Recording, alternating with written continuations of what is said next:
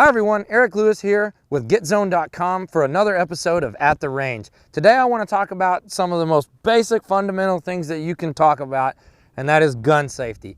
I know it gets harped on a lot, but you can't be safe enough when you're handling your firearms. There have been a ton of first-time gun buyers over the past year or so, and I think it's just absolutely imperative that you have a good foundation on those safety fundamentals. So the first thing, you always want to make sure that your gun is clear when you're handling it, but even if it is clear and you know it's clear, you always treat every firearm as if it's loaded. Another thing I see a lot, kind of an expansion off of that, is if somebody hands you a gun to look at, one of your friends or something got a new gun, and you see him clear the chamber, always double check it for yourself. You can trust but verify. It's one of those things that an accident can happen for a number of reasons, but when it does with a firearm, it's never going to end well. So rule one, treat every firearm as if it's loaded. Kind of all of these actually tie together.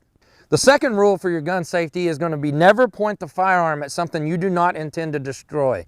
What's that mean? Exactly what it sounds like.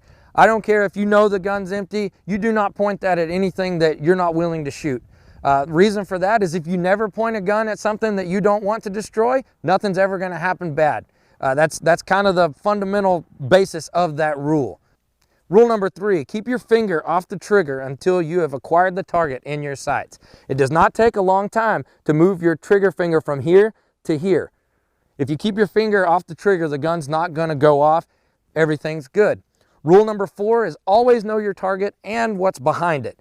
Bullets travel very quickly, and a lot of them will penetrate that target and keep going. So you definitely always, if you're practicing, you want a good built up area, maybe a berm or a big pile of hay, something that you know is going to stop that bullet so that anything downrange isn't at risk. So those are the 4 foundational gun safety rules that you need to take to heart, memorize, and always apply when you're shooting your firearms.